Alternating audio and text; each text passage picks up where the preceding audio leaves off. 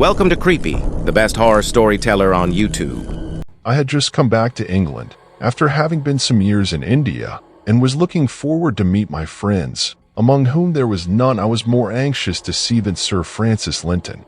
We had been to Eton together, and for the short time I had been at Oxford, before entering the army, we had been at the same college. Then we had parted. He came into the title and estates of the family in Yorkshire on the death of his grandfather. His father had predeceased, and I had been over a good part of the world. One visit, indeed, I had made him in his Yorkshire home, before leaving for India, of but a few days. It will be easily imagined how pleasant it was, 2 or 3 days after my arrival in London, to receive a letter from Lynton, saying that he had just seen in the papers that I had arrived, and begging me to come down at once to Byfield, his place in Yorkshire. "You are not to tell me," he said, "that you cannot come. In fact, you are to come on Monday. I have a couple of horses which will just suit you. The carriage shall meet you at Packham, and all you have got to do is to put yourself in the train which leaves King's Cross at 12 o'clock. Accordingly, on the day appointed, I started, in due time reached Packham, losing much time on a detestable branch line, and there found the dog cart of Sir Francis awaiting me. I drove at once to Byfield. The house I remembered. It was a low gable structure of no great size, with old-fashioned lattice windows, separated from the park, where were deer, by a charming terraced garden. No sooner did the wheels crunch the gravel by the principal entrance than, almost before the bell was rung, the porch door opened, and there stood Lynton himself, whom I had not seen for so many years, hardly altered, and with all the joy of welcome beaming in his face. Taking me by both hands, he drew me into the house, got rid of my hat and wraps, looked me all over, and then, in a breath, began to say how glad he was to see me, what a real delight it was to have got me at last under his roof, and what a good time we would have together, like the old days over again. He had sent my luggage up to my room, which was ready for me, and he bade me make haste and dress for dinner. So saying, he took me through a paneled hall, up an old oak staircase, and showed me my room, which, hurried as I was, I observed was hung 170 with tapestry and had a large 4-post bed, with velvet curtains, opposite the window. They had gone into dinner when I came down, despite all the haste I made in dressing, but a place had been kept for me next Lady Lynton. Besides my hosts, there were their 2 daughters, Colonel Lynton, a brother of Sir Francis, the chaplain, and some others, whom I do not remember distinctly. After dinner there was some music in the hall, and a game of whist in the drawing room, and after the ladies had gone upstairs, Lynton and I retired to the smoking room, where we sat up talking the better part of the night. I think it must have been near 3 when I retired. Once in bed, I slept so soundly that my servants in trance the next morning failed to arouse me, and it was past 9 when I awoke. After breakfast and the disposal of the newspapers, Lynton retired to his letters, and I asked Lady Lynton if one of her daughters might show me the house. Elizabeth, the eldest, was summoned, and seemed in no way to dislike the task. The house was, as already intimated, by no means large. It occupied 3 sides of a square, the entrance and one end of the stables making the 4th side. The interior was full of interest. Passages, rooms, galleries, as well as hall, were paneled in dark wood and hung with pictures. I was shown everything on the ground floor, and then on the 1st floor. Then my guide proposed that we should ascend a narrow, twisting staircase that led to a gallery. We did as proposed, and entered a handsome long room or passage leading to a small chamber at one end, in which my guide told me her father kept books and papers. I asked if anyone slept in this gallery, as I noticed a bed and fireplace, and rods by means of which curtains might be drawn, enclosing one portion where were bed and fireplace, so as to convert it into a very cozy chamber. She answered, no, the place was not really used, except as a playroom, though sometimes, if the house happened to be very full, in her great-grandfather's time, she had heard that it had been occupied. By the time we had been over the house, and I had also been shown the garden and the stables, and introduced to the dogs, it was nearly 1 o'clock. We were to have an early luncheon and to drive afterwards to see the ruins of one of the grand old Yorkshire abbeys. This was a pleasant expedition, and we got back just in time for tea, after which there was some reading aloud. The evening passed much in the same way as the preceding one, except that Lynton, who had some business, did not go down into the smoking room, and I took the opportunity of retiring early in order to write a letter for the Indian mail. Something having been said as to the prospect of hunting the next day, I had finished my letter, which was a long one, together with 2 or 3 others, and had just got into bed, when I heard a step overhead, as of someone walking along the gallery, which I now knew ran immediately above my room. It was a slow, heavy, measured tread which I could hear getting gradually louder and nearer, and then is gradually fading away as it retreated into the distance. I was startled for a moment, having been told that the gallery was unused, but the next instant it occurred to me that I had been told it communicated with a chamber where Sir Francis kept books and papers. I knew he had some writing to do, and I thought no more on the matter. I was down the next morning at breakfast in good time. "How late you were last night," I said to Lynton in the middle of breakfast. "I heard you overhead after 1 o'clock." Lynton replied rather shortly, "Indeed you did not, for I was in bed last night before 12. "There was someone certainly moving overhead last night," I answered, for I heard his steps as distinctly as I ever heard anything in my life going down the gallery. Upon which Colonel Lynton remarked that he had often fancied he had heard steps on the staircase when he knew that no one was about. He was apparently disposed to say more, when his brother interrupted him somewhat curtly, as I fancied, and asked me if I should feel inclined after breakfast to have a horse and go out and look for the hounds. They met a considerable way off, but if they did not find in the coverts they would first draw, a thing not improbable, they would come our way, and we might fall in with them about 1 o'clock and have a run. I said there was nothing I should like better.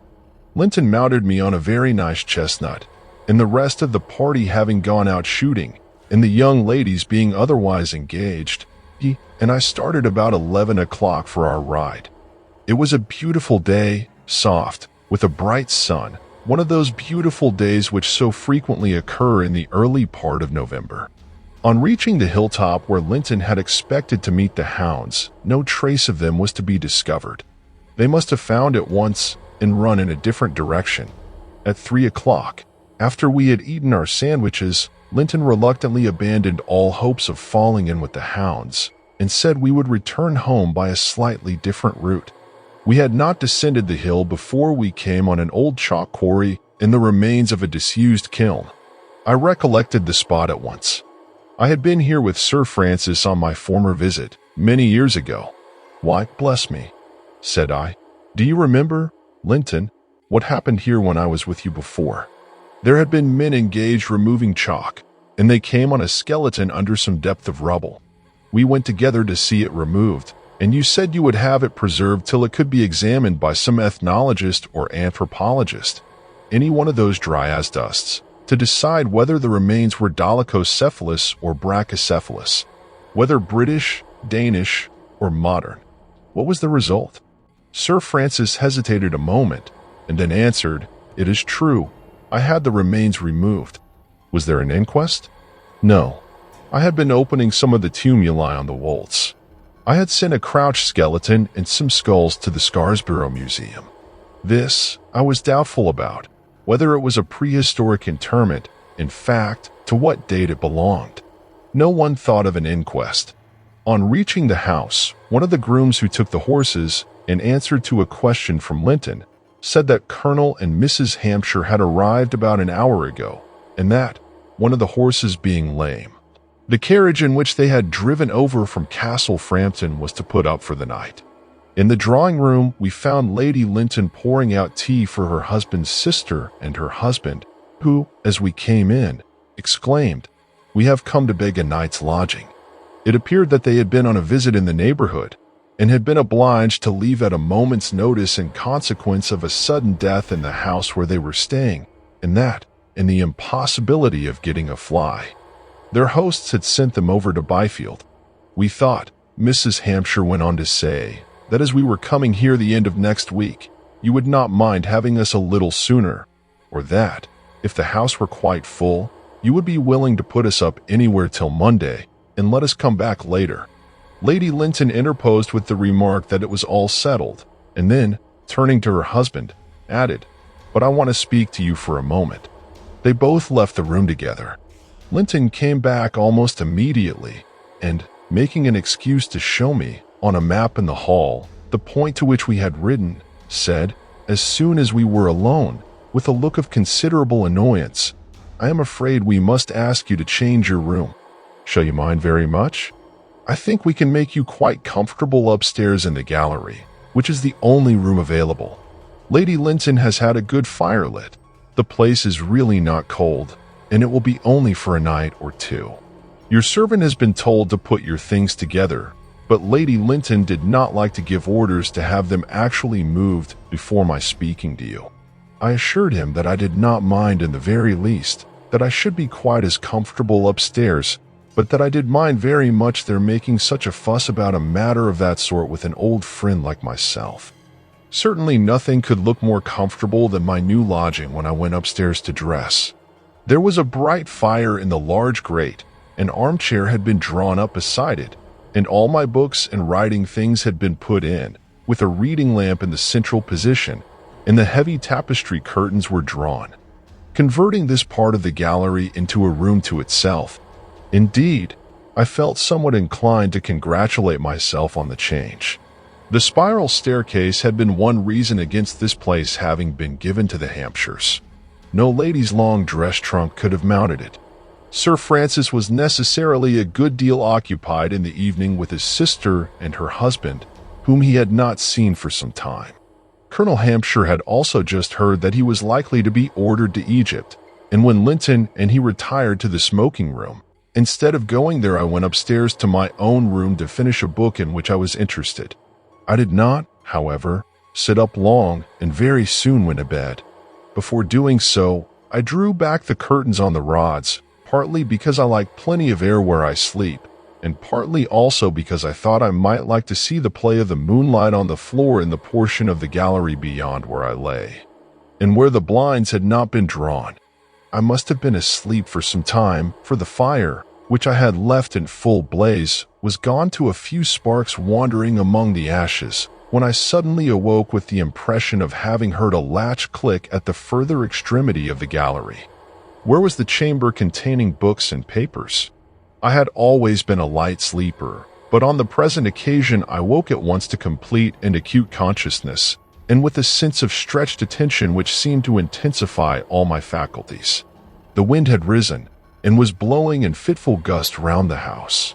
A minute or two passed, and I began almost to fancy I must have been mistaken, when I distinctly heard the creak of the door, and then the click of the latch falling back into place. Then I heard a sound on the boards as of one moving in the gallery. I sat up to listen, and as I did so I distinctly heard steps coming down the gallery. I heard them approach and pass my bed. I could see nothing, all was dark, but I heard the tread proceeding toward where were the uncurtained and unshuttered windows, 2 in number, but the moon shone through only one of these. The nearest, the other was dark, shadowed by the chapel or some other building at right angles. The tread seemed to me to pause now and again, and then continue as before. I now fixed my eyes intently on the one illumined window, and it appeared to me as if some dark body passed across it. But what? I listened intently, and heard the step proceed to the end of the gallery, and then return. I again watched the lighted window, and immediately that the sound reached that portion of the long passage it ceased momentarily, and I saw, as distinctly as I ever saw anything in my life, by moonlight, a figure of a man with marked features, in what appeared to be a fur cap drawn over the brows. It stood in the embrasure of the window, and the outline of the face was in silhouette. Then it moved on, and as it moved I again heard the tread. I was as certain as I could be that the thing, whatever it was, or the person, whoever he was approaching my bed. I threw myself back in the bed, and as I did see a mass of charred wood on the hearth fell down and sent up a flash of, I fancy, sparks that gave out a glare into the darkness, and by that, red as blood, I saw a face near me. with a cry, over which I had as little control as the scream uttered by a sleeper in the agony of a nightmare. I called, "Who are you?" There was an instant during which my hair bristled on my head, as in the horror of the darkness I prepared to grapple with the being at my side, when a board creaked as if someone had moved, and I heard the footsteps retreat, and again the click of the latch. The next instant there was a rush on the stairs and Lynton burst into the room, just as he had sprung out of bed, crying, "For God's sake, what is the matter? Are you ill?" I could not answer. Lynton struck a light and leaned over the bed. Then I seized him by the arm and said, without moving, "There has been something in this room gone in thither." The words were hardly out of my mouth when Lynton, following the direction of my eyes, had sprung to the end of the corridor and thrown open the door there. He went into the room beyond, looked round it, returned, and said, "You must have been dreaming." By this time I was out of bed. "Look for yourself," said he, and he led me into the little room. It was bare, with cupboards and boxes, a sort of lumber place. "There is nothing beyond this," said he. "No door, no staircase. It is a blind way." Then he added, "Now pull on your dressing gown and come downstairs to my sanctum."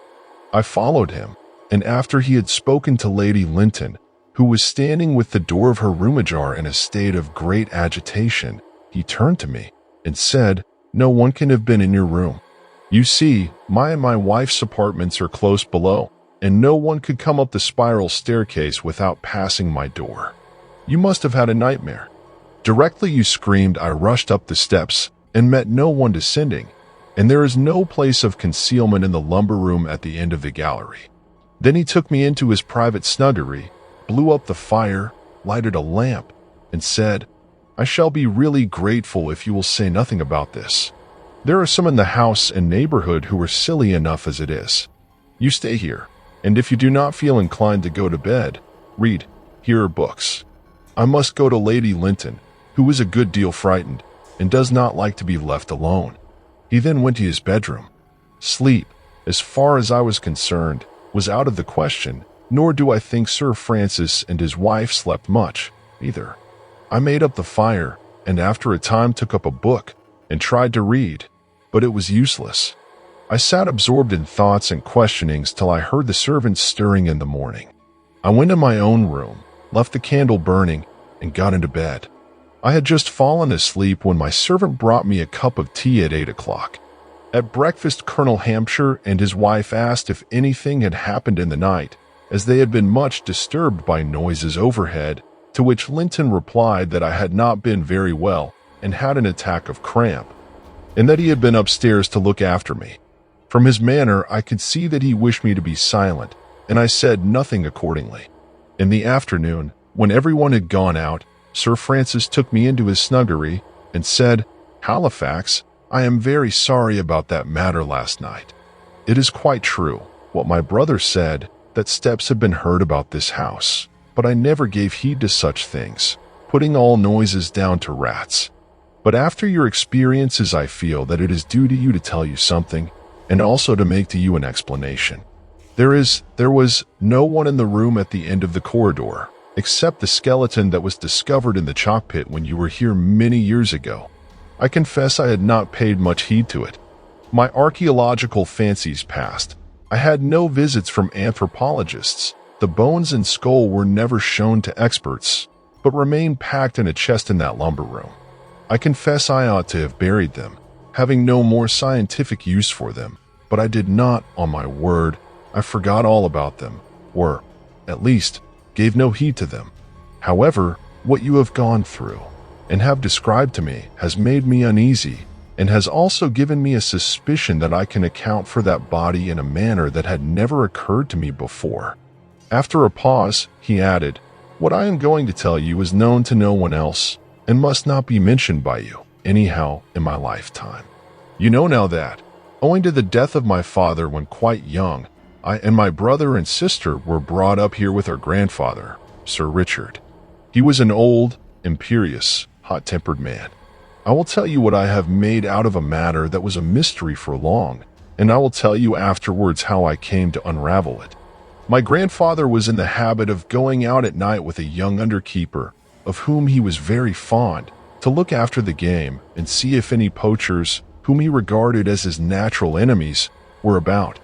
One night, as I suppose, my grandfather had been out with the young man in question, and, returning by the plantations, where the hill is steepest, and not far from the chalk pit you remarked on yesterday, they came upon a man who, though not actually belonging to the country, was well known in it as a sort of traveling tinker of indifferent character and a notorious poacher.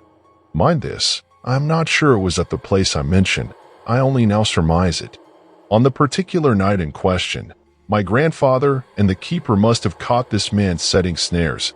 There must have been a tussle, in the course of which, as subsequent circumstances have led me to imagine, the man showed fight, and was knocked down by one or the other of the two, my grandfather or the keeper.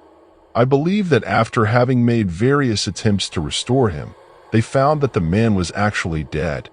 They were both in great alarm and concern, my grandfather especially. He had been prominent in putting down some factory riots, and had given orders to the military to fire, whereby several lives had been lost. There was a vast outcry against him, and a certain political party had denounced him as an assassin. No man was more vituperated, yet now, in my conscience, I believe he acted with both discretion and pluck, and arrested a mischievous movement that might have led to much bloodshed. Be that as it may, my impression is that he lost his head over this fatal affair with the tinker, and that he and the keeper together buried the body secretly, not far from the place where he was killed.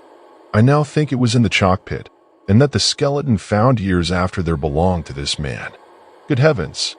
I exclaimed, as at once my mind rushed back to the figure with the fur cap that I had seen against the window. Sir Francis went on. The sudden disappearance of the tramp, in view of his well-known habits and wandering mode of life, did not for some time excite surprise, but, later on, one or two circumstances having led to suspicion, an inquiry was set on foot, and among others, my grandfather's keepers were examined before the magistrates.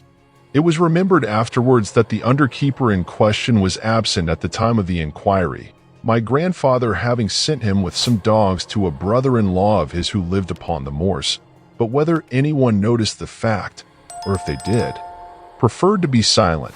No observations were made. Nothing came of the investigation, and the whole subject would have been dropped if it had not been that 2 years later, for some reasons I do not understand, but at the instigation of a magistrate recently imported into the division, whom my grandfather greatly disliked, and who was opposed to him in politics, a fresh inquiry was instituted. In the course of that inquiry it transpired that, owing to some unguarded words dropped by the underkeeper, a warrant was about to be issued for his arrest. My grandfather, who had a fit of the gout, was away from home at the time, but on hearing the news he came home at once. The evening he returned he had a long interview with the young man, who left the house after he had supped in the servants' hall. It was observed that he looked much depressed. The warrant was issued the next day, but in the meantime the keeper had disappeared. My grandfather gave orders to his people to do everything in their power to assist the authorities in the search that was at once set on foot, but was unable himself to take any share in it. No trace of the keeper was found, although at a subsequent period rumors circulated that he had been heard of in America. But the man having been unmarried, he gradually dropped out of remembrance, and as my grandfather never allowed the subject to be mentioned in his presence, I should probably never have known anything about it but for the vague tradition which always attaches to such events, and for this fact, that after my grandfather's death, a letter came addressed to him from somewhere in the United States from someone. The name different from that of the keeper, but alluding to the past and implying the presence of a common secret, and, of course, with it came a request for money. I replied, mentioning the death of Sir Richard and asking for an explanation. I did get an answer, and it is from that I am able to fill in so much of the story. But I never learned where the man had been killed and buried, and my next letter to the fellow was returned with deceased written across it. Somehow, it never occurred to me till I heard your story that possibly the skeleton in the chalk pit might be that of the poaching tinker. I will now most assuredly have it buried in the churchyard." "That certainly ought to be done," said I.